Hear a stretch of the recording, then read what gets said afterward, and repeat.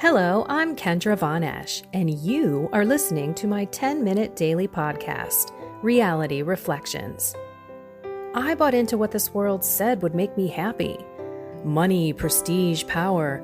And hey, if it feels good, do it, because life is stressful, so party hard. Do whatever makes you happy. But that didn't quite work out, because I felt even more insecure, full of fear, shame, and anxiety, and never, ever good enough. Then God found me and flipped my reality upside down and transformed my life. And I want this for everyone.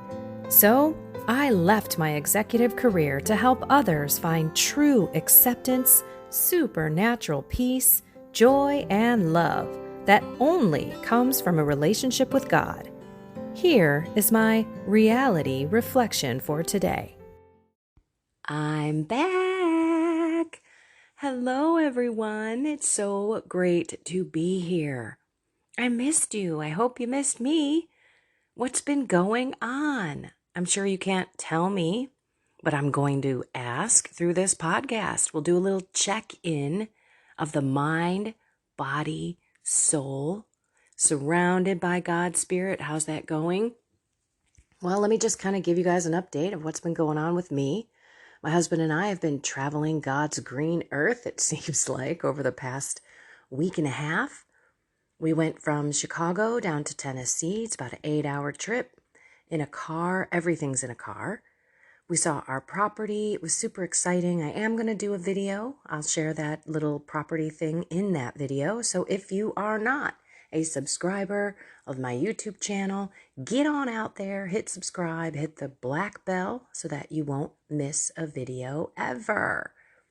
So during that time, it was great. We met with another builder. We're kind of leaning toward a much cheaper home than your traditional build. We're looking at what they call a barn dominium. So it's like a barn, but a house. And we're actually looking for it just to be kind of put up as a shell so that we finish everything inside. Am I happy about this? No. Do I like doing projects like that? No. My husband, on the other hand, has the charism of building. He can build things. He has the mind to see and to calculate and to make things. Me? I can't even design like a craft. I'm not a builder, but I'm a good helper.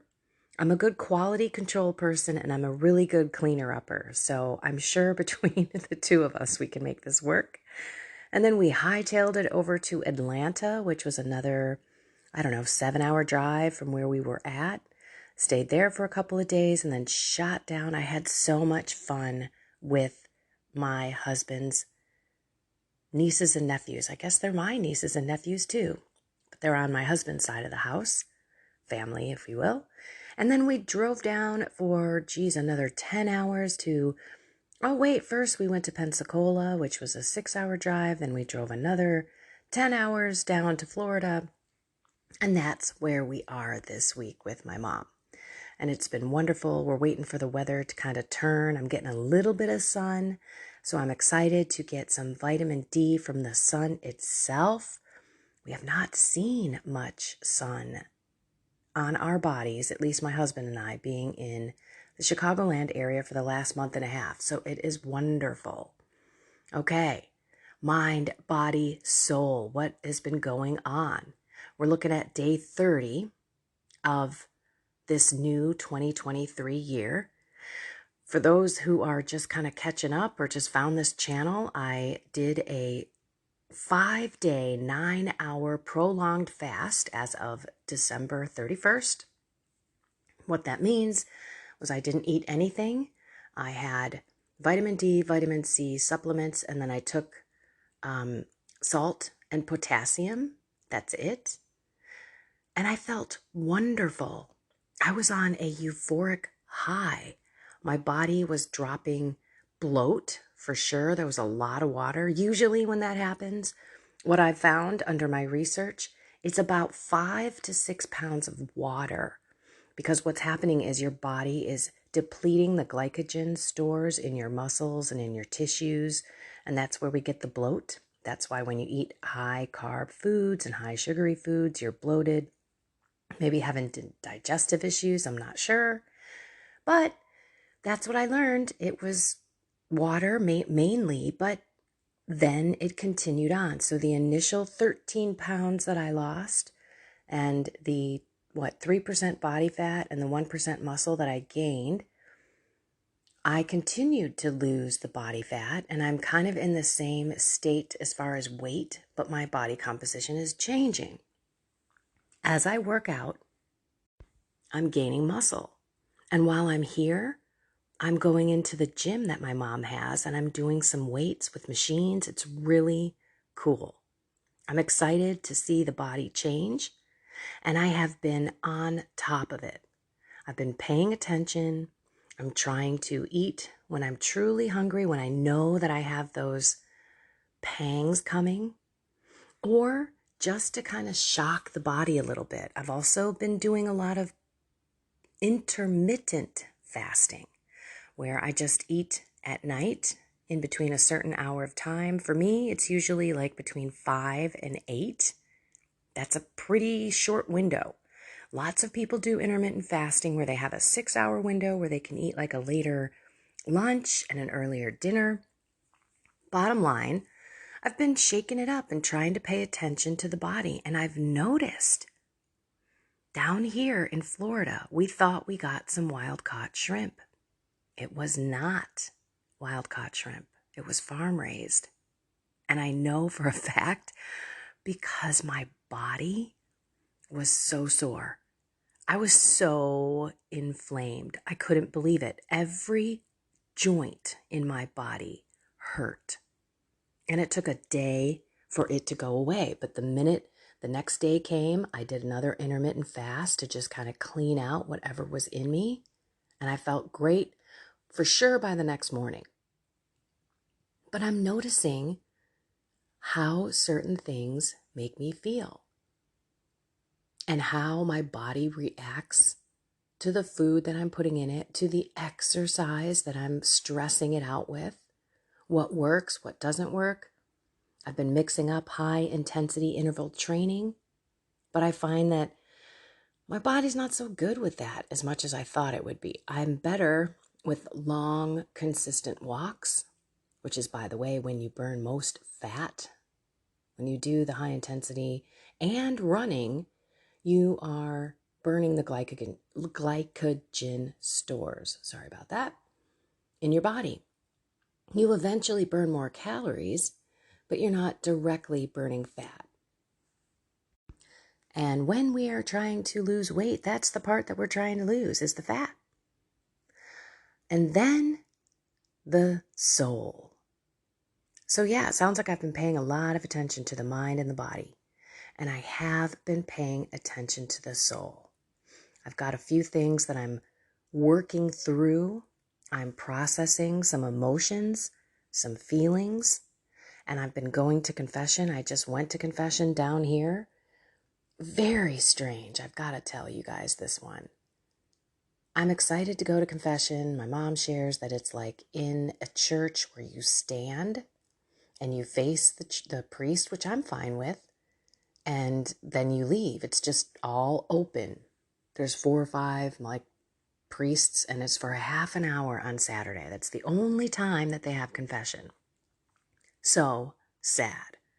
But I go, and I'm confessing, and I did not get asked to say my act of contrition, which blew me away. And I get it because maybe people don't know it, but at least you can have a laminated card that you hand to them to have them pray. That's what they do in most confessionals, where they tape it on the armrest or on the wall. And then I was so blown away by that I can't even remember if the guy actually absolved me of my sins by saying, in the name of the Father and the Son and the Holy Spirit, I absolve you of your sins. Like, they have to say that, by the way. I don't know if he said it because I was so blown away at not saying the act of contrition. I'm just going to hope and pray, and I may go again just to be sure, maybe go to another parish around here. I don't know if you've ever had a situation where you felt like you were not absolved.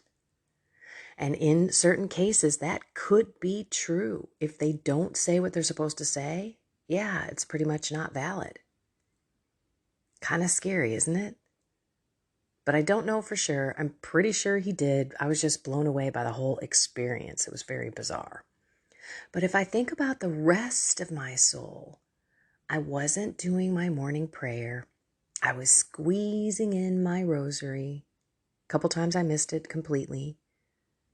I was jamming in my catechism in a year, like doing 3 or 4 days at once, which was okay.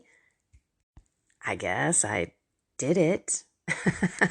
I'm on probably day 29, so I still have 2 more days to catch up with. I didn't do it yesterday, so I'm kind of that kind of a person, not every single day. And I am noticing that I need that prayer time. It's hard when you're on vacation, but I'm looking at the rest of my day. I am finding time to work out and to stretch and to, do other things on my list. Why am I not praying first thing?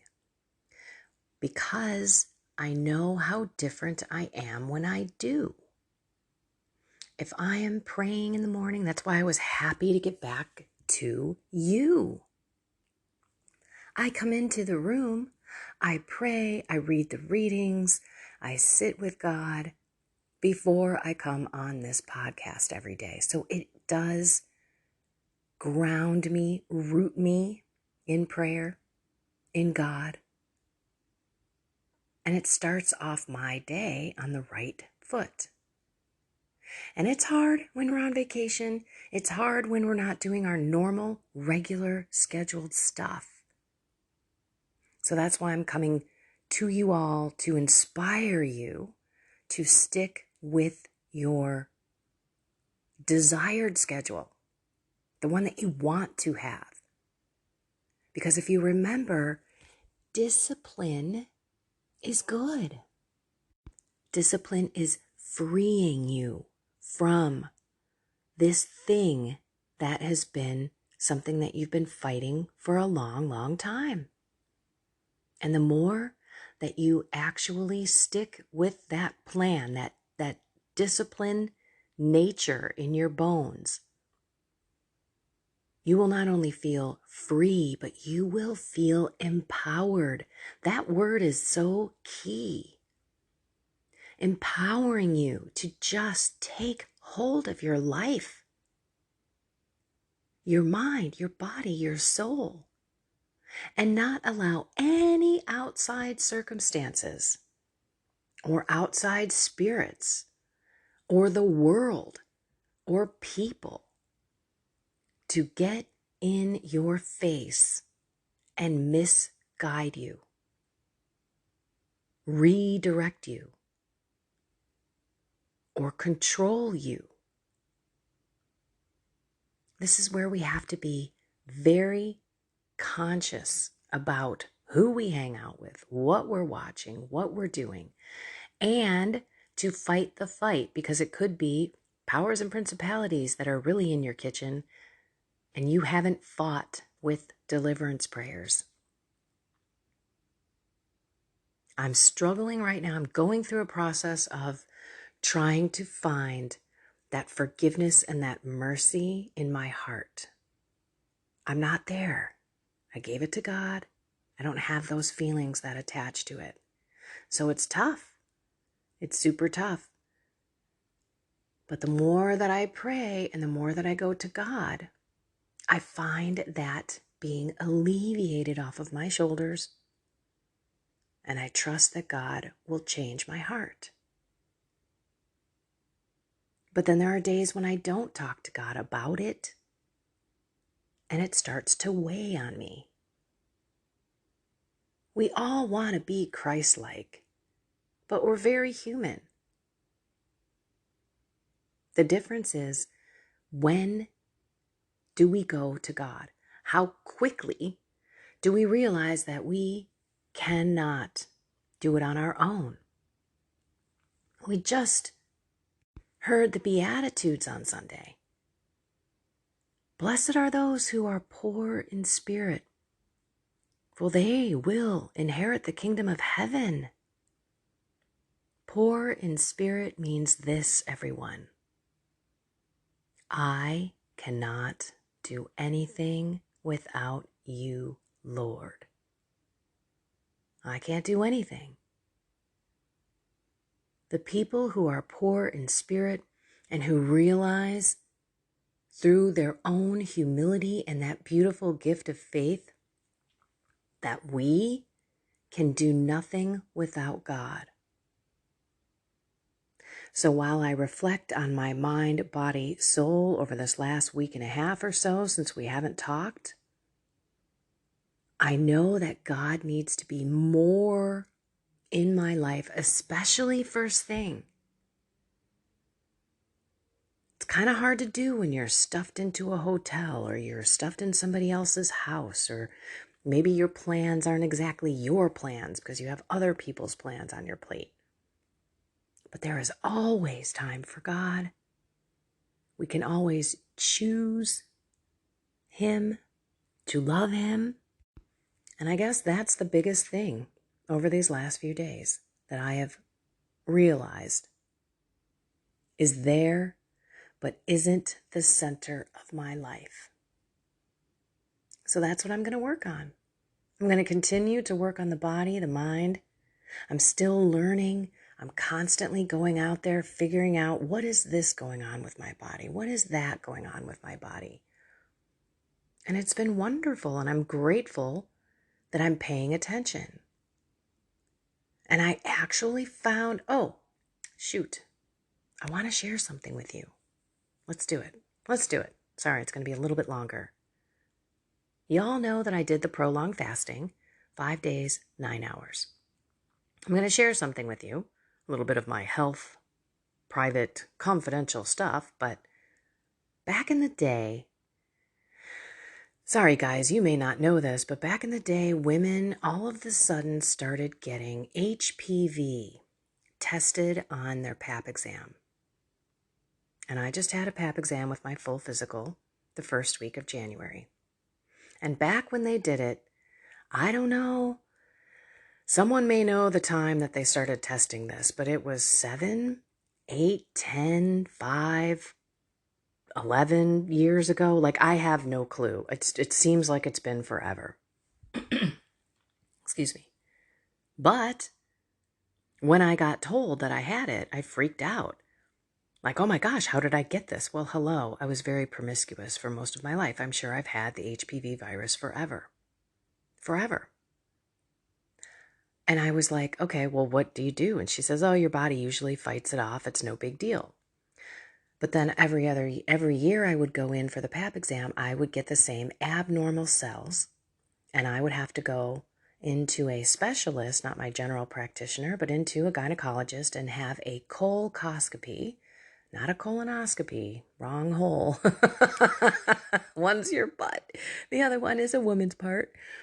Sorry for my brash talking here, but colposcopy goes in and it actually takes particles of your cervix. So think about a big long tweezer plucking. It's not comfortable at all, plucking cells off your cervix. So I had that twice. And I kept asking more questions. Look, this is the key, everyone. You cannot just look at your doctor and say, oh, okay, I'll do this, I'll do that, I'll take this pill, I'll take that prescription, and not look into it and ask questions that are specific to you.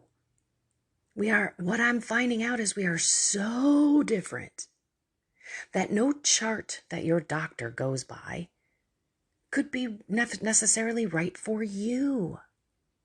And if you look at how the medical world is structured, you have an internist, a cardiologist, you have, an orthopedics person, you've got a nerve person, you've got the brain surgeon, you've got the muscle person, you've got all these different people.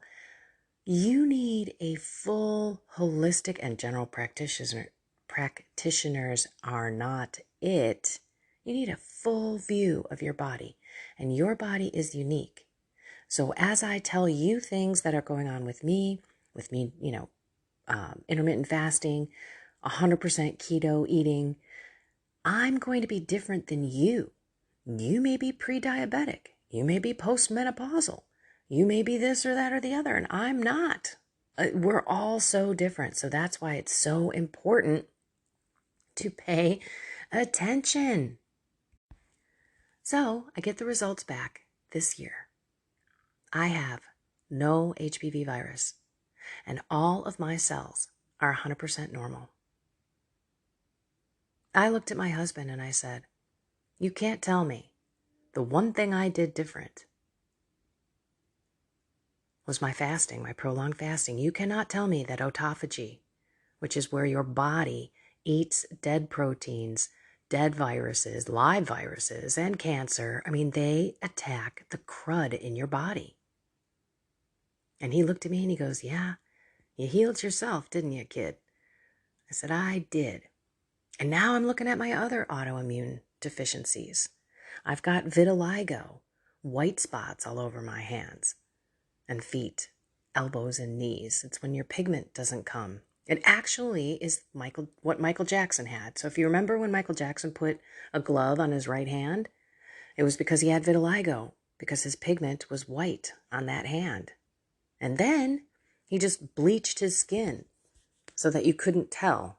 So for me, in the winter, you can't really tell. But now that I'm down here and I'm getting some sun, they're coming back, but they're different. They're changing a little bit.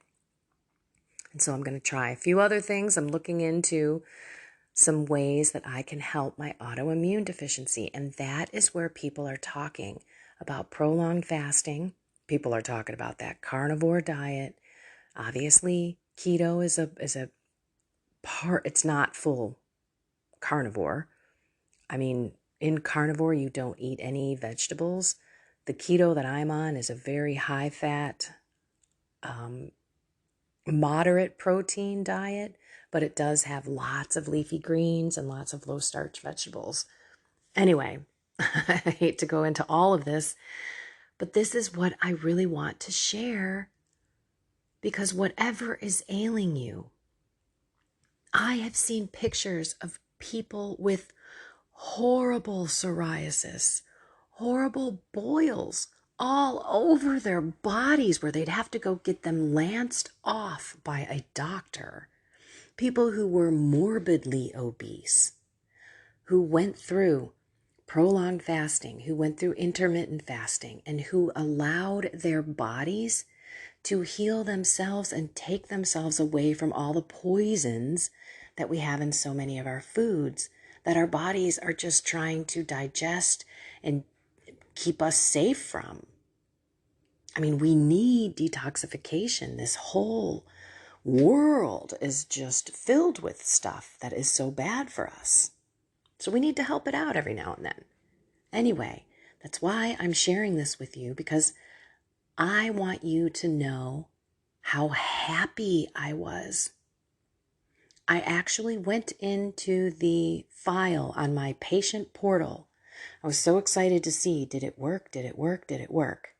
And unfortunately, I read the report thinking that it was abnormal. It said, see attached file. There was no attached file. But it did say, I don't know, maybe it didn't say abnormal. Regardless, I didn't think I fixed me. And so when I got the call and I heard the news, I was ecstatic. I was elated. I was so happy.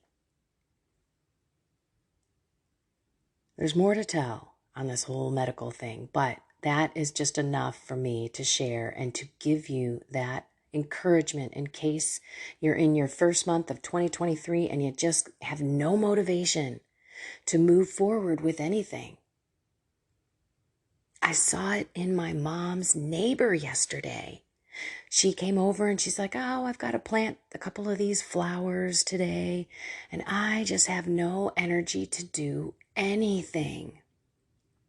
And I looked at her and I felt exactly what she felt. I know exactly what that feeling is, to have no energy, to want to just lay in bed. Maybe you even have aches and pains. You're just lethargic. And anything, gosh, don't even talk to me about exercise. Don't talk to me about taking care of my body. And it was a reminder to my face. I even told my husband when we walked away, I said, dude, that was how I used to feel. And he said, you were that bad? I said, do you remember how many times I would just go up and say, I need a nap? He's like, yeah, you don't do that anymore. I said, exactly. There is such a difference. And that's why I share. You all know I share my heart. Everything is on my sleeve, even though I'm not wearing sleeves down here in Florida. Well, I'm wearing short sleeves, but that's what it's about. Sharing these amazing moments, these epiphanies that God opens my mind to how I can live a better life with Him, with discipline, with learning how my body works, with learning more about how my soul feeds my body, and how I can love obedience and discipline. What a wild ride, because my entire life I couldn't stand discipline. Nothing about it was attractive. I admired it in other people. So you can do this. When people would say to me in my prolonged fasting, which by the way I'm going to do again, not sure when, but during my prolonged fasting, people would say, there is no way I could do that. And you can, because I thought the same thing. There's no way I could do this. But the fact that I felt so good, which initially, everyone, I told you that I didn't know why I felt so good. Maybe God was just doing great things for me so I could share it. No. This is like normal. People who do this feel incredible. And if you don't, it's because you need a little salt, you need a little potassium, because our bodies need those electrolytes together. That's the only thing that most people don't do or make the mistake of when they're going through it, because you should feel amazing. Okay, I'm done. I'm just sharing how I am appreciating God putting me back in touch with my body and making me whole, if that makes sense. Look, we are mind, body, soul. We do not disconnect. We cannot work on one and not work on the other. They're all working together. Remember I mentioned that Venn diagram where the three circles and are kind of in a triangle, and the middle parts of those circles overlap? Well, that's us right in the middle. So let's assess what is going on in our mind, our body, our soul. Are we praying? Are we continuing to ignite our brain with knowledge, spiritual reading, more knowledge about our bodies, more knowledge about how to heal our bodies? Praying through everything that you're reading, taking control and protecting yourself from stress. That's another one. We'll talk about that probably tomorrow, that I've realized, oh my goodness, I can really get myself stressed out, and I don't want that cortisol building up and harming me. We'll talk about that tomorrow. It's really, really cool. And this is not all going to be about diet and medicine and all that kind of stuff, because it is a big part of what I'm doing right now, but it really is about life. Mind, body, soul. All of this is how we live our life. And the more we live it with God, the more truth we're going to be brought to, the more healing we're going to have. Again, mind, body, soul. and how enlightened we will be to do God's will in our lives. All right, this was a long one. I hope that you guys are all doing well. Drop me a note, put in some comments. I miss you all so much. I will talk to you tomorrow. Don't forget, find something more with God, whatever that is. Whatever you know you need Him for, He's your answer, always. And have a blessed and inspired day.